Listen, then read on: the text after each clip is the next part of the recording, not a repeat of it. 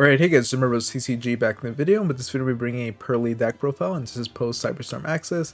And after the deck profile, make sure to stay tuned because I'm going to be uploading combos for this deck, must-know combos. So Purrely is just great. You need to pretty much run 3 copies of everything in Purrely, but just to go over it, this card's able to add one of your cards. So when it's normal or special summon, you can excavate the top 3 cards of your deck, and if you do, add 1 excavated Purrely spell or trap to your hand. So this is great, and you're going to see in it a couple combos that it can actually help extend your combos, but for me, because I'm just showing combo pieces, and obviously every time you draw, or every time you excavate, you don't know what you're going to get, so it'll change up the combo, but it can definitely extend it. And then once returned during your main phase, you can actually exceed by revealing a Purrely quick play spell. So this is a great way of just going into your exceed monsters, and that's mainly how you're going to go into them. It's just actually using their effects here. And then here we have Purrely Lily. So Purrely Lily here, when it's normal or special summon, you can add 1 Purrely card from your deck to your hand. So one of the main targets that you're going to use for this is Purrely Leap, or Purrleap. And yeah, and this card is actually able to exceed onto itself by using a card in your graveyard, a quick play spell in your grave, and you just find a target for it and you can exceed into it. So definitely a 3 of. Then for the hand traps here, I have 3 Ash Blossom, 3 Duel. Then we have the Crystal Beak Cobalt Eagle, and I'll go over why this is here once I go to the traps. But for the spells here, I run 2 copies of Triple Tactic Talents and Dark Ruler No More. It's just so that if you're going second, you have ways to break boards. And then here I run 3 copies of Purrely Sleepy Memory. So this card is an integral card. Mainly you're going to be attaching this to your Purrely monsters, and when it's attached, every time during your opponent's standby phase, you can draw a card. And this isn't a hard once per turn, so if you have multiple of the copies of this card connected or attached to one of your Exceed monsters, then you're actually able to draw multiple times, which is pretty absurd.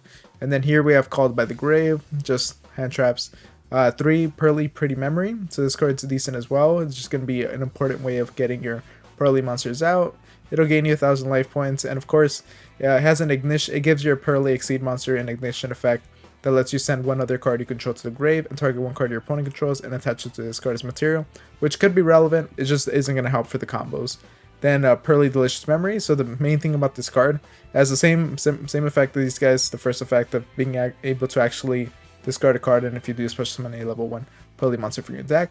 So that's nice, and it'll also help you protect your monster, but the main thing about it is that that's how you're going to get out your Plump, which is arguably the best Purrely Exceeds, at least rank 2. So 3 copies of Purrely Memory, or Purrely Happy Memory, so this is nice because it's actually able to protect your Purrely cards.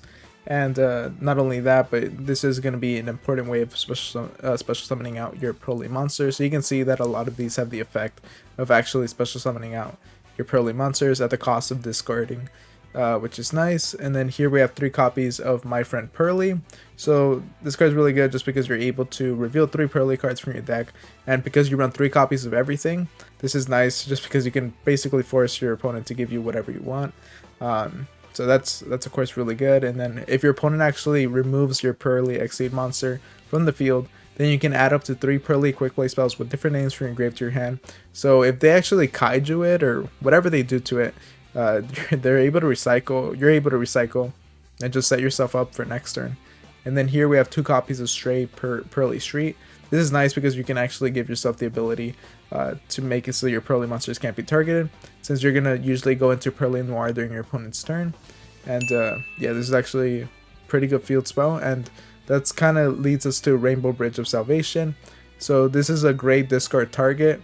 You're going to want to discard this because, as you can see with a lot of these Purrely quick play spells, you're able to discard.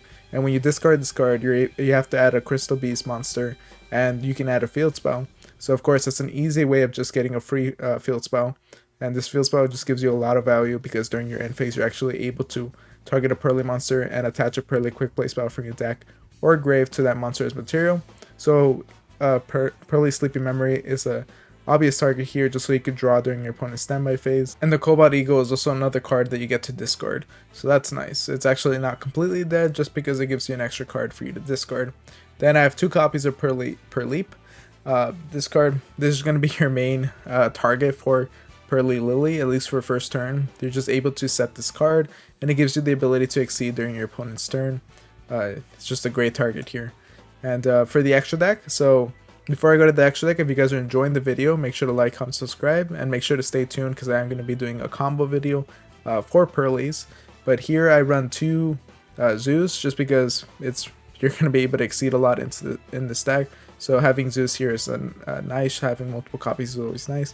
Downer Magician because there's a lot of under rank 4s that you can exceed into. And then here I have Purrely Happiness. So this card I can argue for you to get rid of if you want, but if you want to play around with this card, it is fun to do so. You can have this here, and it works as a Dark Ruler No More for the deck, and it is an ignition effect, and you're not going to summon it out most of the time because you have Purrely Noir, but it's just if you want to include it, then go for it. If not, you can definitely find like a generic link or another rank one to include instead.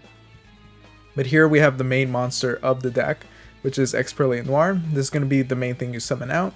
And the reason because of that is because if you set this up with 5 or more materials, it's unaffected by your opponent's activated effects. So you can just set it up to be like a pretty beefy card that is difficult for your opponent to get over. Not only that, but you can detach 2 materials from this card and target 1 card your opponent controls or in the grave and place it at the bottom of the deck.